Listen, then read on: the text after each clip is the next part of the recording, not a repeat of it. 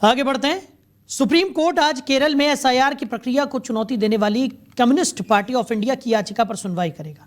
तो केरल सरकार की याचिकाओं में राज्य में लोकल बॉडी चुनावों के कारण एसआईआर की प्रक्रिया को टालने की मांग की गई है।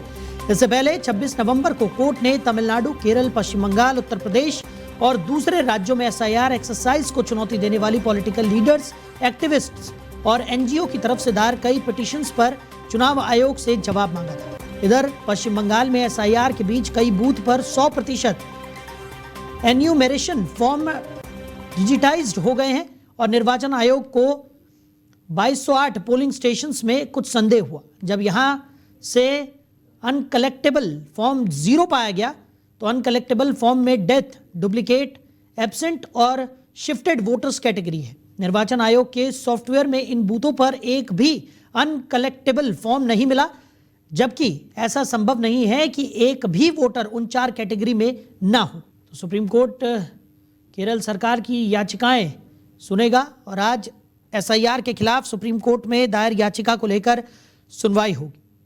बड़ी खबर आपको बता रहे हैं। तो लगातार देश भर में एसआईआर का मुद्दा गरमाया हुआ है और आज एसआईआर के खिलाफ सुप्रीम कोर्ट में जो याचिका दायर की गई है उस पर सुनवाई होने वाली है।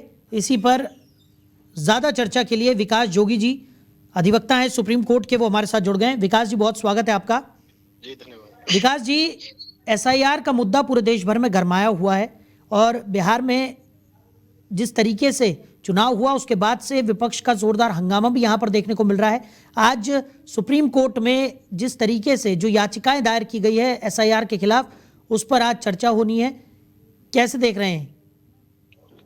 चर्चा ये एक पेंडेंसी थी, आज की इसमें डेट लगी हुई थी और उस डेट में क्या था, पिछली डेटों पर भी सुप्रीम कोर्ट ने ऐसा नहीं है। असल में होता क्या है कि एक पीआईएल वाला जो विषय एक मजाक बना रखा है, सुप्रीम कोर्ट को अन्य भी काम होते हैं, कोई भी लेके चला जाता है।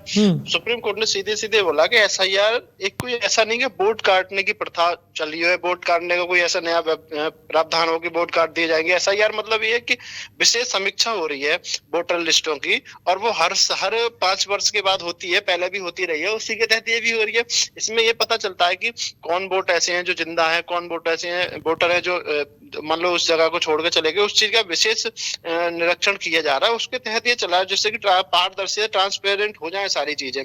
और इसी के तहत न्यायालय ने सीधे सीधे ये बोला था। हाँ, न्यायालय ने एक कमेंट तो किया था, जैसे कि ये आधार कार्ड को लेकर इन्होंने बोला पहचान के लिए, तो आधार कार्ड को भी बोला था, आधार कार्ड बिहार वाले उसमें एसआईआर में आधार कार्ड को भी मान्य किया जाए, तो उसमें तो था। लेकिन उसने सुप्रीम कोर्ट ने सीधे सीधे स्पष्ट ये भी बोला था कि इलेक्शन कमीशन एक इंडिपेंडेंट संस्था है, उसको बाध्य नहीं किया जा सकता।